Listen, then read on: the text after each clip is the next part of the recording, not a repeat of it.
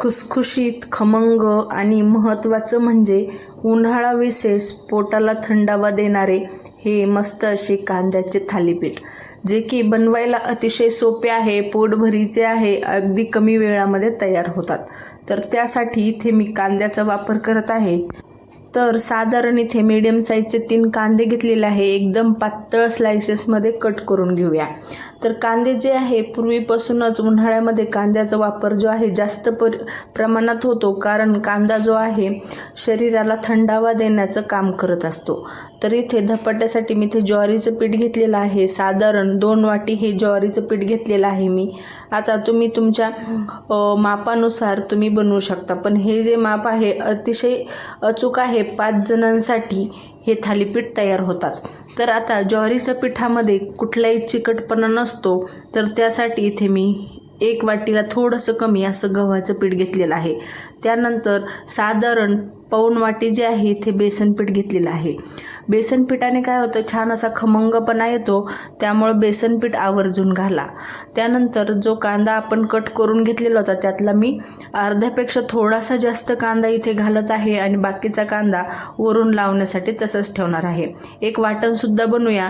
तर कमी तिखटाच्या मिरच्या घेतल्या आहेत आणि 2-3 तिखटाच्या घेतल्या, त्यामध्ये लाल मिरच्यासुद्धा घेतलेल्या आहेत, थोडीशी कोथिंबीर, 1 चमचा धणे, अर्धा चमचा बडीशोप, थोड्याशा लसणाच्या पाकळ्या आणि 1 इंच अद्रकचा तुकडा. हे सर्व जे आहे वाटण आपण मिक्सरला दरदरीत वाटून घेऊया. आता इथे खूप मोठ्या मिरच्या होत्या, त्यामुळे थोडेसे तुकडे करून घालते, म्हणजे पटकन अशा दरदरीत वाटण तयार होईल. तर इथे खूप जास्त तिखट करायचं नव्हतं, त्यामुळं मी इथे कमी तिखटाच्या मिरच्याचा वापर करत आहे. तुम्ही तिखटाचं प्रमाण तुमच्या आवडीनुसार कमी जास्त करू शकता. तर हे बघा, मस्त असं हे खमंग वाटण तयार झालं. दरदरीत वाटून घेतलं, खूप जास्त जाडसर नाही आहे किंवा खूप जास्त फाईनसुद्धा नाही आहे. अजिबात पाणी न घालता हे वाटण जे आहे आपल्याला मिक्सरला फिरवून घ्यायचं आहे. आता हे संपूर्ण वाटण जे आहे लगेच आपण या पिठामध्ये घालून घेऊया. या थालीपीठांचं वैशिष्ट्य असं आहे की कुठली भाजणी नसताना हे थालीपीठ आपण नक्की बनवू शकतो आणि खायला भाजणीपेक्षाही दुप्पट चवीचे लागतात. त्यानंतर एक काकडी घेतलेली आहे. काकडीचा जो वरचा खालचा भाग आहे काढून घेतला. काकडीची साल काढलेली नव्हती, कारण काकडी कोवळी होती. आता काकडीमध्ये सुद्धा खूप जास्त प्रमाणात पाण्याचं प्रमाण असतं, त्यामुळं आणि उन्हाळ्यामध्ये काकडीचं सेवन जे आहे आवर्जून केलं पाहिजे, त्यामुळं मी इथे 1 काकडीचा वापर केला.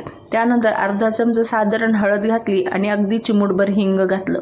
हळद नक्की घाला, कारण कुठलाही पदार्थ आपण खाण्याअगोदर डोळ्याने तो पाहतो आणि डोळ्यानेच त्याची टेस्ट करतो. त्यामुळं कुठलाही पदार्थ बनवताना तो दिसायला सुद्धा सुरेख दिसला पाहिजे, असं मला तरी वाटतं. त्यानंतर हे सर्व जे आहे अगोदर व्यवस्थित मिक्स केलं, कारण आपण यामध्ये काकडी घातलेली आहे, कांदा घातलेला आहे आणि कांद्याला भरपूर प्रमाणात पाणी सुटतं. त्यामुळं अगोदर असंच मिक्स केलं की पाण्याचं जे प्रमाण आहे आपल्या लक्षात येईल. त्यानंतर इथे मी थोडं पाणी घालून आपण जसं भाकरीसाठी पीठ मळतो त्यापेक्षा थोडंसं सैलसर असं हे थालीपीठाचं पीठ असतं. त्यामुळं मला इतकं पीठ मळण्यासाठी साधारण 2.5 वाटी पाणी लागलेलं आहे. ज्या वाटीने पीठ घेतलं ना त्याच वाटीने मला 2.5 वाटी पाणी लागलेलं आहे. आता या ठिकाणी थोडं करून मी पाणी घालत आहे आणि व्यवस्थित असं मिक्स करून घेत आहे. म्हणजे काय होईल, सर्व जिन्नससुद्धा एकत्र होईल, त्यानंतर पीठसुद्धा छान पद्धतीने मिक्स होईल. तर हे बघा, साधारण असं काहीसं पीठ जे आहे थालीपीठासाठी हवं असतं. यापेक्षा घट्टसर पीठ नको किंवा यापेक्षा पातळसुद्धा नको. थोडंसं चमचाभर पाणी परत घातलं आणि व्यवस्थित असं मिक्स करून 5 मिनटं साईडला ठेवलं. आता 5 मिनटानंतर इथे एक मी कॉटनचा रुमाल घेतलेला आहे. तर कॉटनचा रुमाल जो आहे पाण्यामध्ये पिळून मग असा जो आहे पोळपाटावर अंथरला, त्यावर थोडंसं पाणी जे आहे शिंपडून घ्यायचं, म्हणजे जेणेकरून आपलं थालीपीठ जे आहे रुमालाला चिकटणार नाही. त्यानंतर पिठाचा गोळा घ्यायचा. जितका आपण चपातीसाठी घेतो ना त्यापेक्षा थोडासा मोठा घ्यायचा, कारण थालीपीठ हे थोडेसे जाडसर असतात आणि जरी आपण छोटे बनवले तर जाडीमुळं ते पीठ जास्त लागतं. आता थालीपीठाचं पीठ घेतलं, हातावरच थोडासा गोळा केला गोल आणि पाणी लावून जे आहे अलगद असं थापून घेऊया. आता जास्तीत जास्त गोल होईल याची जी आहे व्यवस्थित असं थापून घ्यायचं, म्हणजे छान असं गोलसर झालं पाहिजे. जितकं आपल्याला छान गोल असं थालीपीठ करता येईल ना तितकं गोल करण्याचा प्रयत्न करायचा, म्हणजे थालीपीठ दिसायला सुरेख दिसतं. त्यानंतर वरून थोडासा कांदा लावला. असं वरून थोडा कांदा लावला की छान एक खुसखुशीतपणा येतो आणि कांदा छान भाजलेला असतो ना तर चवसुद्धा छान लागते. कारण ज्यावेळेस आपण पिठामध्ये कांदा घालतो आणि पीठ मळतो तर ते कांदे जे आहे थोडेसे चिवट होतात आणि ते खाताना दाताखाली असे छान खमंग लागत नाही. त्यामुळं अशा पद्धतीने वरून कांदा लावून एकदा थालीपीठ नक्की ट्राय करा. बघा तुम्ही असे थालीपीठ केले ना तर परत दुसरे कुठले ट्राय न करता हेच कराल. त्यानंतर असे जे आहे 3 ते 4 होल जे आहे थालीपीठामध्ये पाडून घ्यायचे. छान गोलसर असं थालीपीठ भाजून घेतलं. इकडे मी लोखंडी तवा तापायला ठेवलेला होता. थालीपीठासाठी आवर्जून लोखंडी तवाच घ्यायला पाहिजे. जर लोखंडी तवा नसेल तर दुसरा कुठलाही घेतला तरीसुद्धा चालेल, पण पूर्वीच्या काळापासून लोखंडी तव्यावरच थालीपीठ करत आलेले आहोत. त्यानंतर थालीपीठाचा रुमाल जो आहे तव्यावर घातला आणि अशा पद्धतीने काढून घेतला. थोडंसं हलक्या हाताने यांना दाबून घेतलं की मग थालीपीठ छान असं तव्याला चिकटतं. आता हे जे होल आहे यामध्ये तेल घातलं थोडं थोडं. आता तुम्ही डाएटवर वगैरे असाल तर तेल नाही घातलं तरीसुद्धा चालेल, किंवा मग तेलाऐवजी तुम्ही तुपामध्ये किंवा मग बटरमध्ये सुद्धा थालीपीठ भाजू शकता. त्यानंतर झाकण दिलं आणि जी पहिली आपली जी खालची बाजू आहे मंद आचेवर भाजून घ्यायची, म्हणजे छान खमंग भाजते. एक थालीपीठ भाजण्यासाठी साधारण 5 ते 7 मिनटं सहज लागतात, म्हणून अजिबात घाई न करता पेशन्स ठेवून असे थालीपीठ जे आहे बनवून घ्यायचे. त्यानंतर दुसरंसुद्धा थालीपीठ थापायला घेतलं तर अगोदरच कांदा लावला. तर कांदा लावल्यावर एक गोष्ट अशी लक्षात आली की कांदा लावल्यावर थालीपीठ जे आहे खूप सोप्या पद्धतीने थापलं जातं किंवा मग हाताला सुद्धा चिकटत नाही. तर हे सुद्धा थालीपीठ जे आहे छान असं गोलसर थापून घेतलं आणि यामध्ये सुद्धा आपण होल पाडून घेऊया. होल पाडल्यामुळं काय होतं, थालीपीठ आतल्या बाजूने सुद्धा छान भाजलं जातं, कुठेही कच्चं राहत नाही.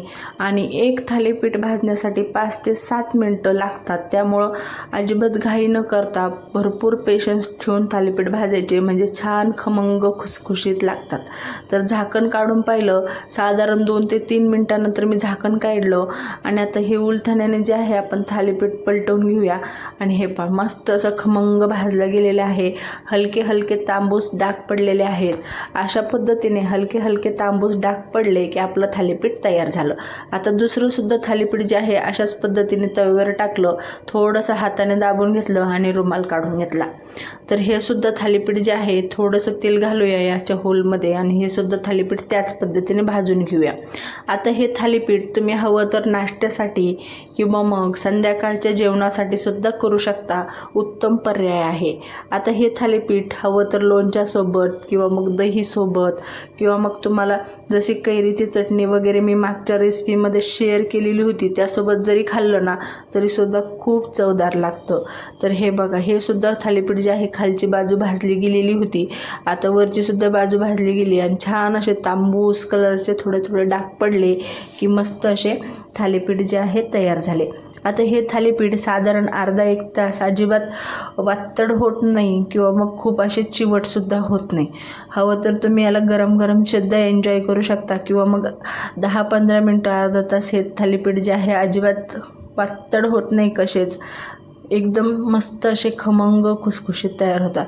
तर इथे मी काही कैरीची फोड आणि थोडंसं दही बनवलेलं होतं. दही बनवताना दही फेटाळून घेतलं, त्यामध्ये मीठ, 1 चमचा साखर आणि थोडीशी लाल मिरची पावडर घालून छान असं आंबट गोड तिखट दही बनवून घेतलं. आणि इकडे आपले खमंग खुसखुशीत धपाटेसुद्धा तयार झाले. तर मग तुम्हाला हा बेत कसा वाटला धपाट्याचा मला नक्की कमेंट करून सांगा. माझी रेसिपी तुम्हाला कशी वाटते पाहायला हे सुद्धा कमेंट करून सांगा. तुमचा अनुभव माझ्यासोबत शेअर करा आणि ही रेसिपी जास्तीत जास्त तुमच्या मैत्रिणींना नातेवाईकांना शेअर करा, म्हणजे उन्हाळा विशेष पोटाला थंडावा देणारे धपाटे ते सुद्धा बनवतील आणि एन्जॉय करतील. चला मग एक लाईक करा, रेसिपीला छानशी कमेंटसुद्धा करा आणि चॅनलवर नवीन असाल तर सबस्क्राईब करायला अजिबात विसरू नका. जास्तीत जास्त मला सपोर्ट करा. अशाच रेसिपीज मी तुमच्यासाठी घेऊन येत राहणार आहे.